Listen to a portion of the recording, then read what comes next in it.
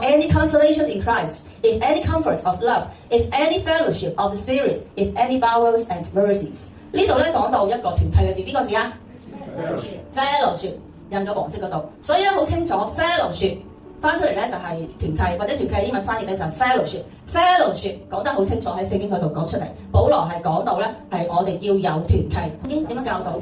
讀呢字經文出嚟，準備起。我們若在光中行，如同神在光明中，就彼此相交。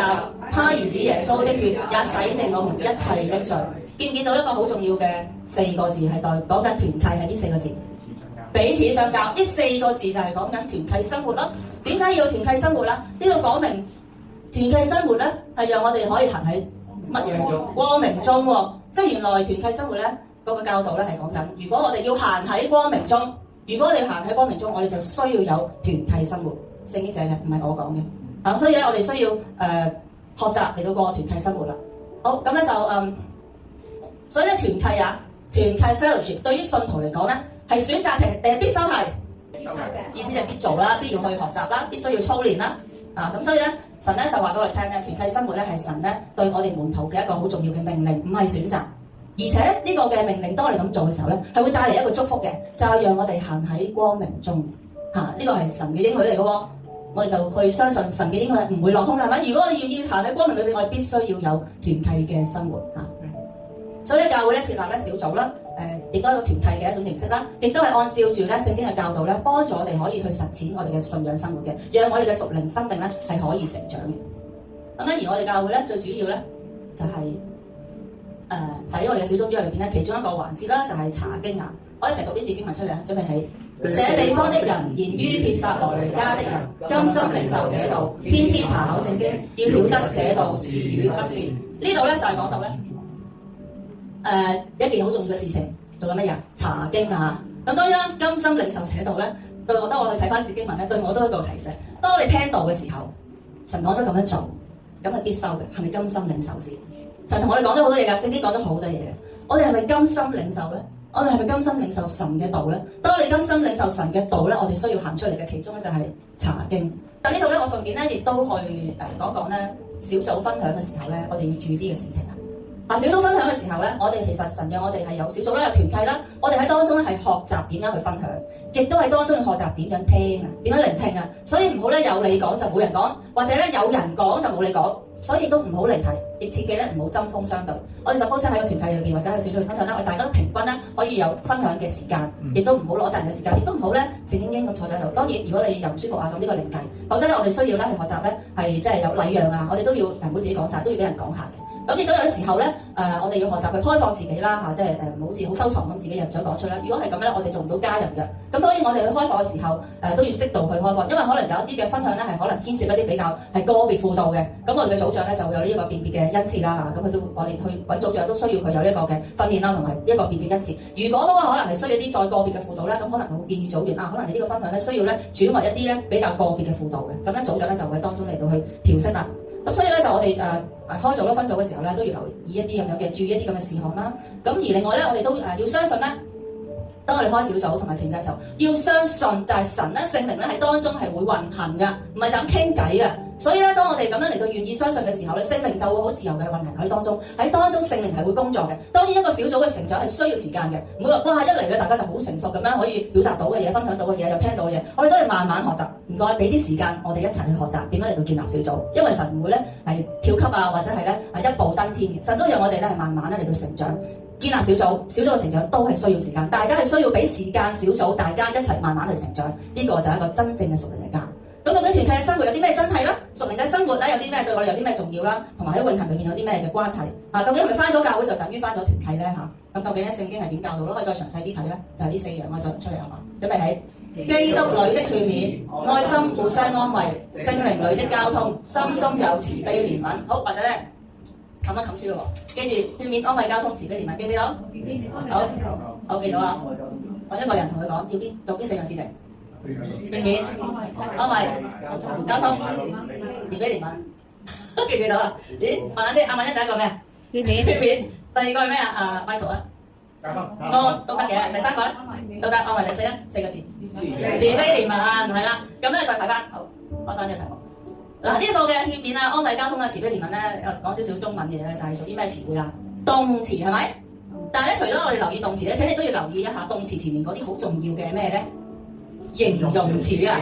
嗱，呢四句嘅説話咧，聖經抄出嚟啦，唔單止要注意我哋做啲乜嘢，仲要注意埋個形容詞，就要喺咩啊？基督裏、愛心裏、聖靈裏、心中啊！呢個心係指到耶穌基督嘅心啊！所以咧，我哋當我哋做呢啲嘅嘢嘅時候咧，唔係就咁好似一般嘅交流啊，或者去一啲嘅俱樂部啊，或者一啲聯誼會咁樣傾下偈，唔係，我哋要喺聖靈裏邊，喺基督嘅裏邊。所以咧，呢個先至係個真團契。如果唔係咧，否則我哋只不過係去緊一個咧普通嘅社交場合啫。好，我哋就睇第一點，基督裏嘅勸勉係指乜嘢？就係指到提醒啦、指引同埋勉勵啦。我一齊讀出嚟啊，係指咩？只以正面嘅言語或態度嚟到鼓勵、規勸他人努力向前，或採取正確行動，包括關懷與激勵，長輩對長輩同齊間的相互鼓勵，希望對方變得更好，對方有錯給予提醒，帶有溫暖正向能力，不是命令或者批評。所以咧，當我哋去勸勉嘅時候咧，我哋知道咧，我哋希望咧係對方咧可能佢有灰心啊，我哋希望經過勸勉咧，佢可以重拾對神嗰份嘅信心啦。咁可能對方有疲倦啊，有乏力，經過勸勉嘅時候，讓佢可以咧重新出發啦。對方如果有錯嘅時候咧，要提醒喎。如果對方有錯你都唔提醒，呢個唔係好兄弟嚟㗎。好兄弟或者好姊妹係要咩啊？講真話。好兄弟好姊妹啊，講真話同埋要聽人講真話嚇，唔好諗住咧係講啲吹噓你嘅説話。好啦，點樣講？用愛心説誠實話，同你哋嚟講，要講真話。要講真話。啊，講真話，唔好講假話，唔好講吹噓嘅説話，唔好講擦鞋嘅嘢。講嘅人咧要留心，唔好批評，唔好針對，唔好用教師爺嘅口吻，唔好帶住一啲吩咐嘅語氣。如果大家係平輩，更加要留意自己所用嘅字眼同埋語氣。聽人咧，聽嘅人係要虛心嘅嚟聽下別人善意嘅提醒，別人善意嘅提點，唔好做一個唔話得嘅人。同你家人講，唔好做一個唔話得嘅人。我哋都比較誠實，翻到嚟教會喺基督嘅裏邊就係讓神去慢慢剝奪我哋嗰個腦喎。如果唔話得嘅咧，我哋係好難進步嘅。所以咧，我哋要學習放低面子。同你講，我哋要放低面子，放低我哋嘅 ego 咧，即係自我中心嚇。同埋咧，唔好即時有防禦機制 defense mechanism， 唔好聽到人講一啲對你一啲嘅提點，你即刻咧有防禦機制，好多嘅 excuse 啦，好多嘅解釋啦。我哋嘅回應咧，唔好快過你嘅腦咯。我哋要慢慢嘅聽，慢慢嘅嚟到講，唔好快講，快嘅聽，慢慢嘅講啊。即係你聽係要用心聽，專心去虛心聽。但係你講咧，你回應咧要慢過你個腦，唔好快過你個腦，否則我哋就會衝動啦，或者啲防禦機制就會出嚟㗎啦。所以咧，我再讀呢次金句，準備起，總要趁着有今日，天天彼此相勸，免得你們中間有人被罪迷惑，心內就剛硬了。所以咧，團契嘅生活係昨日啦，定係將來？係今日，聽日都係聽日嘅今日。所以 today，What Blossom 係已經開花嘅時候，又或者 Winter 落緊雪嘅時候，我哋都係要彼此相勸。彼此相勸就係過團契嘅生活咯，同埋要講真話咯，勸勉啊嘛，勸勉係講真話。讀一讀呢個箴言出嚟，準備起。當年嘅責備，良緣故地嘅愛情，朋友嘅相談，出於忠誠，仇敵連連親嘴，卻是多餘。我覺得箴言真係寫得好精勁。當我哋咧即係去明白咧即係當然我哋如果唔係一個長輩咧，我哋唔好用責備嘅口吻啦，因為講緊即係係一個勸勉，但係咧我哋知道我哋都要係用適當嘅言語。但係一個勸勉，即係話如果人有錯你要講嘅時候咧，係好過咧係你係隱藏啊唔講嘅。又或者咧可能或者你講嘅時候可能會令到你有啲唔開心啊，或者有啲難過。但係其實咧係好過咩？好過咧嗰啲同你親嘴或者同你好 friend， 但係咧你有錯又唔提你嘅人。聖經講得好好。所以有時咧，忠言咧係逆耳嘅，係咪？咁係咪就唔需要講恩言咧？唔需要講欣賞嘅説話？唔係。不過咧，我哋講一啲欣賞同埋咧感恩啊、感謝嘅言語咧，係要帶有正確嘅動機，唔係擦鞋啦，唔係吹噓啦，唔係誇大。所以聽嘅人咧係要小心咧，聽嘅人要小心咧，唔好只係喜歡聽人講啲對你讚賞嘅説話，即係話係對你講啲係好嘅説話而。對你啲提點咧，你就唔想聽嘅時候咧，呢個係一個危險㗎，聽者嘅危險㗎，危機嚟㗎。咁所以咧，我哋聽嘅時候咧，就唔好咧係要追求一啲咧即係純粹係人哋俾一啲嘅討好你嘅説話啦，因為呢啲都係虛假嘅。討好你嘅説話或者擦鞋嘅説話咧，其實咧係將你活喺 fantasy 裏邊嘅啫 ，fantasy 夢幻嚇。咁所以我哋小心咧，唔好聽虛浮嘅話，當然亦都小心唔好講虛浮嘅話。上個禮拜我哋嘅查經先講到虛浮嘅榮耀啊。咩叫虛浮嘅榮耀啊？包括就係可能嗰啲去吹噓啊、誇大你嘅討你歡心嘅話咧，呢啲都係咧虛浮嘅説話，係一種虛浮嘅榮耀。唔好追求呢啲虛浮嘅榮耀，唔好追求活喺 fantasy 裏邊。就係好似咧呢個大家細個可能聽過一個故事叫做咩？國王的新衣啊嘛。國王的新衣，我想講嘅重點咧就係咧，國王嘅新衣咧就係給予對方就係呢個國王咧一個錯誤嘅虛榮心，以一個虛假嘅讚賞或者係誇張嘅言辭咧作為自我價值嘅增值。有時咧我哋希望咧人對我哋好啲啊，所以咧我哋就住佢，知道佢想聽咩説話，或者係誇大佢嘅好處，或者係佢做得唔係幾好，不過你依然咧講到佢咧真係好好咁。希望咧呢個有個動機，有啲人咧唔係個個都係一定係，但我哋小心，我哋唔小心就落入咗個動機上面。我哋希望藉住咁樣去講嘅時候咧，係自我增值。自我嘅價值嘅增值，大家記得我哋嘅自我價值唔需要建立喺對人講擦鞋嘅説話，亦都唔需要建立喺人哋對你有啲咩讚賞。當然呢個我哋需要係欣賞，但係我哋最緊要我哋嘅自我價值咧係建立喺乜嘢？喺神嗰度啊！如果我哋嘅自我價值係建立喺人嘅説話嗰度咧，呢度咧就係個虛浮嘅榮耀，係虛假嘅，係虛嘅，係唔實淨嘅。所以咧先知咧有真有假。弟兄咧都有真有假嘅。如果我哋嘅弟兄同我哋講虛浮嘅説話嘅時候咧，其實係害我哋，唔係愛我哋。如果你愛一個人，我哋同佢講虛浮嘅時候，其實你唔係愛佢，你係害咗佢。OK， 所以同你隔離講，如果係姊妹你就講你要做真，我哋要做真弟兄或者我哋做真姊妹嘛。我哋要做真嘅姊妹，我哋要做真嘅弟兄。人嘅説話係會過去嘅，神嘅説話係永遠咩？長存啊！呢個係我哋先至追求嘅。人嘅説話可能可見嘅，有時神嘅説話喺你裏邊嗰種嘅內心嘅説話咧，係人所不見，不過你會聽到。最緊要係你聽到神同你講，認唔認同你？呢個係最緊要嘅。人認唔認同唔緊要，人唔認同你唔代表神唔認同。人認同你最弊，人認同你可能神係唔認同你嘅。咁唔會離棄，神點樣都係想我哋浪子回頭嘅。所以小三就唔好將啲嘢係講到咧去咗另一個 panel 講到好差又唔好喎嚇。第二啦就係愛心嘅安慰啦，因為咧又好似一啲嘅refreshment 咁，令到咧我哋可以好似休息咗落嚟，可以讓我哋咧再喘氣，然之後再可以咧向前行。所以安慰亦都係一個好重要嘅行動啊！安慰裏面咧包括我哋需要咧有一種好重要嘅心，就係咩咧？讀出嚟，有咩心啊？同理心啊！如果我哋安慰一個人嘅時候咧，我哋真係需要學習咧有呢個同理心嘅。咩叫同理心啊？就係一種咧感同身受、設身處地嘅去理解對方嘅情緒嚇，亦都唔係只係理性去知道咧對方發生咩事，即係話都需要理性知道對方發生緊咩事。不過唔止係呢啲，係仲需要咧係感性嘅去體會對方當下嘅心情同埋處境。簡單講句咧，咩叫做安慰咧？我哋一齊讀出嚟就點啊？謙卑自己，進入人嘅感受去安慰佢。咁所以咧呢個就係當我哋去安慰人嘅時候咧，我哋真係需要有聆聽啦。去俾人講啦，唔好佢講一句跟住你講10句都未講晒。你需要聆聽啦，同埋你需要好謙卑嘅。當你去聆聽人嘅時候咧，真係需要謙卑嘅嚇。一啲人咧，如果好多嘢講咧，有佢講佢講，其實佢有少少咧係一個或者有啲人驕傲嘅人嚟嘅。咁所以咧，我哋要學習咧去聽啊，以至到我哋嘅謙卑就可以操練到出嚟啊。當我哋謙卑進入去人嘅感受，我哋先至可以安慰到佢嘅。我哋睇下耶穌點做啊，好嘛？WWJD 係咪啊 ？What would Jesus do？ 我睇下耶穌點做。當咧瑪利亞嘅細路咧係即係死咗啦，咁耶穌去探佢嘅時候咧，耶穌去見佢嘅時候咧，耶穌點啊？耶穌4個字，耶穌咩反應？耶穌咩反應啊？4個字，耶穌嘅反應4個字就係耶穌哭了。耶穌哭了咧，其實咧都係被公認咧聖經裏面最短嘅一句經文，但係呢個經文咧亦都好重要，係講緊咧耶穌去到伯大尼啦，就拉撒路啦，佢哋嘅細路啦，瑪利亞嘅細路啦，就死咗啦，咁所以咧耶穌咧當時咧就去到就同佢哋一齊傷心，呢個好重要嘅係同埋佢一齊去感受佢嘅感受，呢個就係同理心咯。咁所以有時咧陪人一齊喊咧，可以更有力嘅安慰下。咁當然唔係叫你刻意去做戲去喊啦，但係即係講緊如果有呢一個情況，可能真係呢個安慰會顯得更有力。咁所以如果我哋有做過深度醫治嘅時候咧，我唔知道你有冇聽過啲深度醫治嘅過程咧，有時咧可能咧需要有啲人係扮演阿媽阿爸啊，係向佢仔女道歉嘅喎。咁可能有啲家庭傷害啊，咁咧就當啲眼淚釋放出嚟嘅時候咧，係可以有醫治嘅功效。當然，如果我哋去做一啲嘅洽談啦，或者係輔導啦，我哋唔可以淨係釋放咗對方嘅眼淚就停止啦，咁啊好危險啊，拖咗過去冇生。我哋必須要有神嘅愛咧，再嚟醫治，以至到咧佢可以釋放到眼淚，然之後又有神嗰個嘅醫治咧臨到裏邊咧，讓佢可以喺呢件事情裏邊咧恢復翻佢嚟，之後咧再祝福翻咧可能傷害咗佢嘅人啊，包括可能佢阿媽阿爸等等咁樣。咁所以咧就好似正如耶穌咁講啦，我哋要同喜樂嘅人同咩啊？喜樂，同哀哭嘅人同哀哭。所以咧，求主幫助我哋能夠可以咧用呢一個嘅身體力行去體恤軟弱嘅勉勵灰心嘅，同埋安慰咧受傷嘅人。好啦，第3個我哋要有嘅元素咧就係聖靈嘅交通。呢個交通咧唔係指運輸啊，我相信大家翻咗教會段時間會覺得係運輸啊。呢個指咧我哋一齊嘅相交。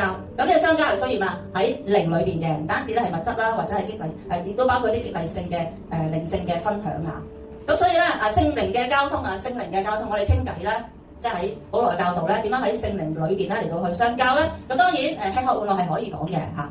但係唔可以淨係吃喝玩樂咯，唔可以淨係話買咩抵啦，或者係帶我啲去食嘢抵啦，或者買咩股票啊、投資咩基金啊等等好啦，我哋可以講呢啲，不過唔可以淨係講呢啲咯。我哋要需要咧係學習咧喺聖靈裏邊咧去分享我哋嘅屬靈生活啦，或者係包括你睇聖經嘅有啲咩得着啦，傳福音嘅經歷有啲乜嘢難處啊，又或者你今日或者你呢個禮拜去咗邊地方見過啲咩人傳過咩福音啊，可以一齊分享啦，分享神嘅帶領啦、恩典啦、供應啦，喺當中我哋能夠用神嘅説話彼此嚟到去振奮啦、復興啦，使到咧當喺聖靈裏邊咁嘅交通嘅時候咧，喺靈裏邊啊係講緊靈裏邊，啲靈裏邊咧係會有種溫暖同埋熱力嘅。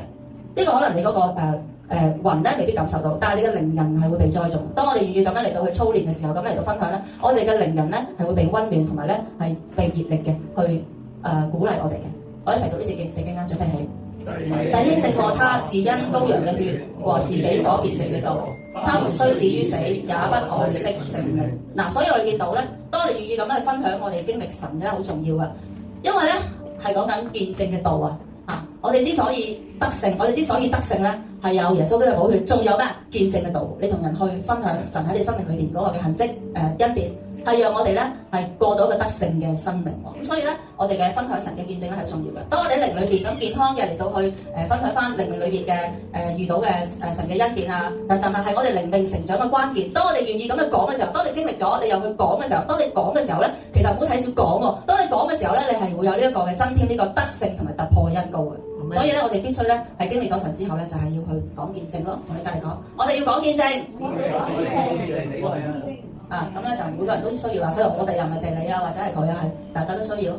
包括咧就係可能聽完主日講道，我哋彼此分享得着啦、提醒啦、學習啦、分享主嘅説話啦，直接咧可能有啲經文去有時送俾人啦。咁亦都係會分享神嘅 Rhema， 聽過 Rhema 稅碼。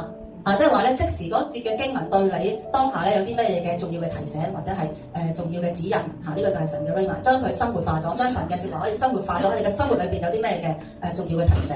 咁包括靈修生活嘅領袖啦，我哋喺讀經群組都係有機會做呢啲嘅分享啦。咁分享主嘅恩典。好啦，呢啲係我哋需要講嘅，當然可以做好多個舉例啫。但係請大家唔好講乜嘢咧，唔好講咩不説咩，不説閒話、是非壞話、怨言批評、負面嘅情緒嘅話，唔好講閒話。閒話係好容易講嘅，即係可能聽下，有啲咩發生啊，即係唔好有啲咁嘅心。即係當然我哋可以去了解啲事情或者係當中做啲代禱，但係咧唔好八卦咯。同你隔離講，我哋唔好講閒話，我哋唔好講閒話，唔好淨話你唔好講，係我哋啊，係我哋啊，唔係單止對方，係我哋唔好講閒話啊。千祈唔好啊，千祈唔好正經啲，唔好講虛浮嘅説話。係啊，係㗎。有為嘅年紀，咁雖然咧佢嘅肉體咧就已經死亡啦，但係咧佢遺下咗好多屬靈寶貴嘅遺產，所以佢嘅生命力嘅影響力咧到現在咧仍然活着。團契生活呢本經典嘅屬靈嘅書咧，係佢喺差唔多90年前寫咗少少嘅精髓出嚟。佢講團契根基係乜嘢咧？團契根基就係咧，上帝咧為我哋嘅團契生活立下咗一個唯一嘅根基。呢個團契有一個唯一嘅根基，唯一嘅根基就係唯獨透過耶穌基督，我哋先至可以去到別嘅信徒嗰度。即係我哋先至可以同到弟兄姊妹到磨合嚟到相處，係因為耶穌基督將我哋所相信嘅信主嘅呢班人咧係連成一個基督，咁所以連成基督嘅身體，所以係唯有透過耶穌基督，我哋先至可以互相融入，我哋先至可以一齊共處，否則咧係唔啱嚟 goodbye 咯，係嘛？但係喺基督徒嘅生命裏邊唔係咁噶嘛，但係點解我哋仍然可以依然做到家人？係因為有一個好重要嘅根基係耶穌基督。所以咧，我哋係需要尊重啦，同埋珍惜咧由基督所設立嘅團契小組。因為呢個團契呢個小組咧，唔係由人，唔係由組織去設立，所以我哋唔可以輕看咧團契或者係小組。咁咧就大部分嘅弟兄姊妹都好想咧有美好嘅團契生活啦。不過潘國華咧都提醒我哋咧，會唔會咧有一啲嘅錯誤嘅理解咁佢提出咧，需要知道咧信徒弟兄之間嘅關係啦，弟兄即係代表埋姊妹啦。第一係咩？信徒關係咩？不是咩？讀出嚟。不是某種理想，乃是咩？乃是屬上帝嘅實體。今日我只可以同大家講第一、第二，冇時間講啦。嗱，有一個好重要嘅觀念咧，就係我哋要知道信徒嘅關係唔係一種嘅某種嘅理想，而係上帝嘅實在。咁喺呢一個嘅團契嘅觀念裏邊咧，有時我哋會有兩種觀念嘅。第一種就係嚟自夢想或者係理想。咩叫嚟自夢想或者理想啊？有啲時候咧，信徒咧都對團契生活咧會有啲嘅理想啦，或者有啲期待啦。咁咧就將咗呢啲理想啦、期待啦，潘霍華先生講嘅嚇，就將佢帶咗入去咧團契裏邊或者小組裏邊，更努力不懈，希望可以實踐到呢啲嘅願望、呢啲嘅期待。一旦咧，如果呢個理想幻滅嘅時候咧，呢個團契咧就破碎咗啦，或者可能跟住佢就會咧指控弟兄啦，甚至乎上帝啦，跟住又垂頭喪氣咁樣指控埋自己。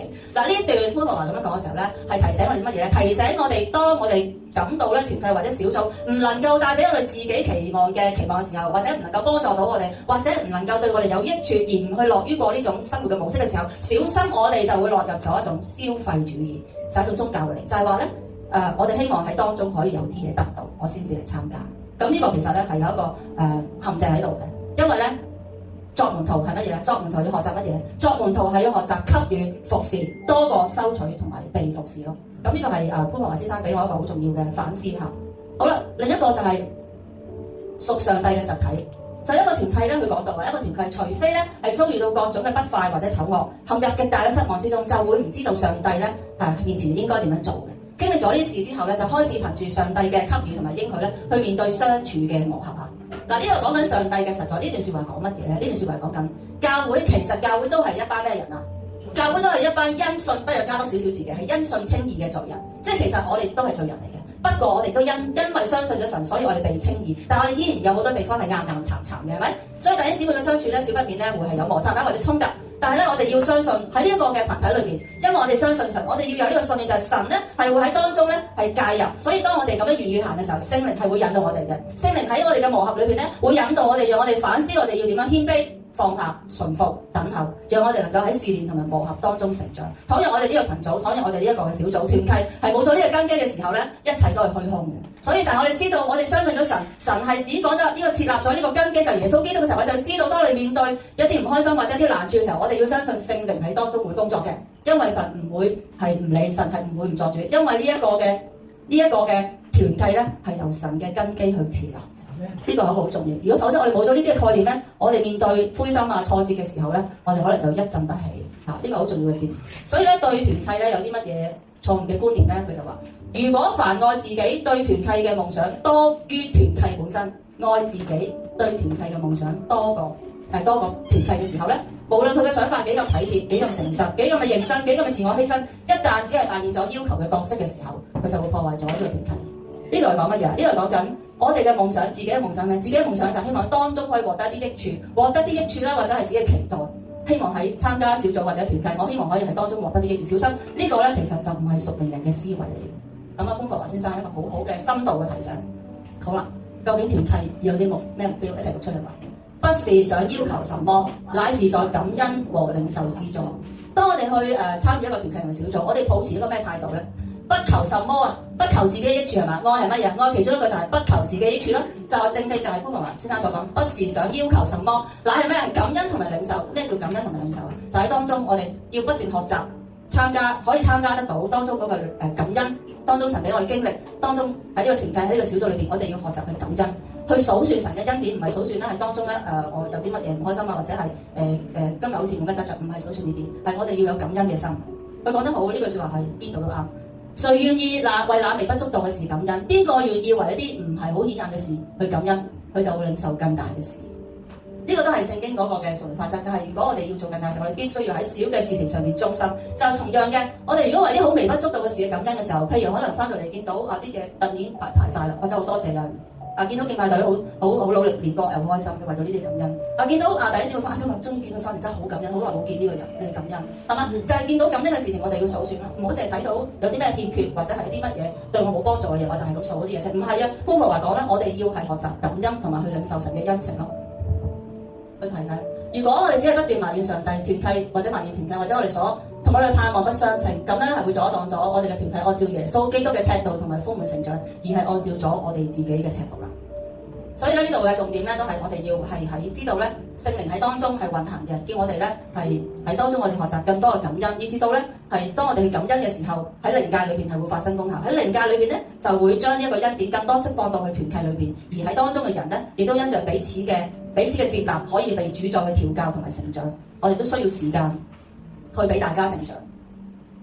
可能當中會跌跌撞撞，跟住佢再問為誰而愛？佢話我哋要想一想啊，我哋係為咗自己為自己去愛別人啦，即係你愛人係為自己，定係為咗基督而去愛別人？聽唔聽得明？我哋去愛人係為自己啊，定係我哋為基督嘅咧？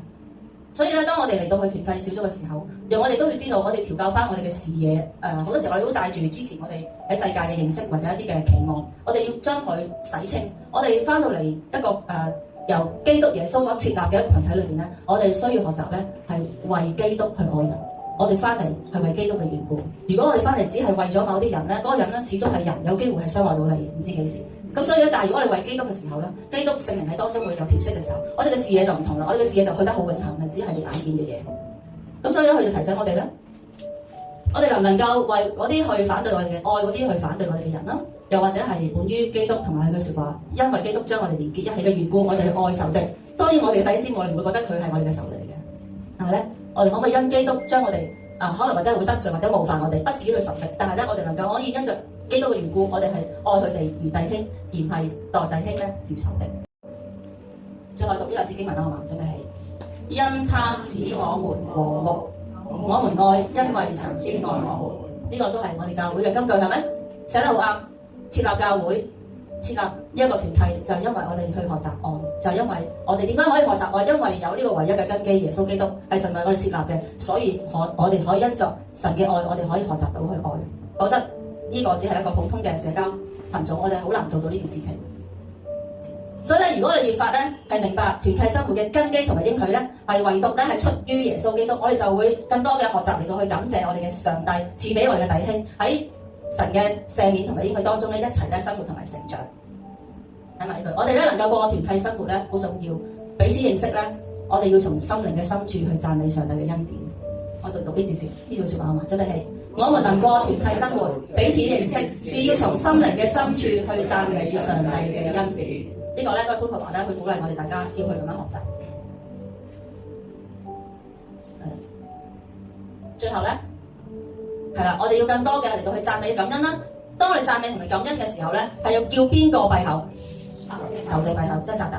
叫仇敵閉口，叫佢無所作為，使耶穌基督嘅根基得以被建立，得以喺呢個團契裏面嘅成長，亦都讓上帝嘅實在咧喺團契裏，我哋彼此成為家人啦，我哋可以有團契啦，有學習啦，有相處嘅時間。縱然咧有時都會跌跌撞撞啦、硬硬撐撐啦，好多磨合，但係知道咧，因為有耶穌基督愛咧，所以我哋係可以走到呢條路嘅。咁咩？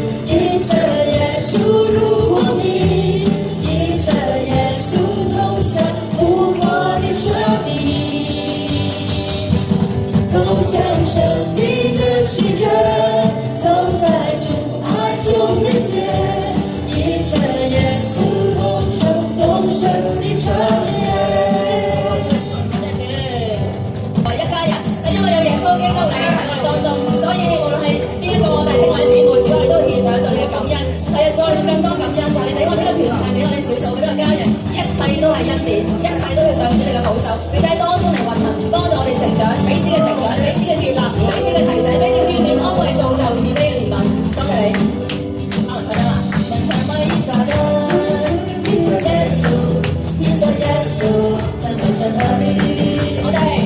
我們成為一家人，依着耶穌，依着耶穌，怎麼生活？依着耶穌更前進。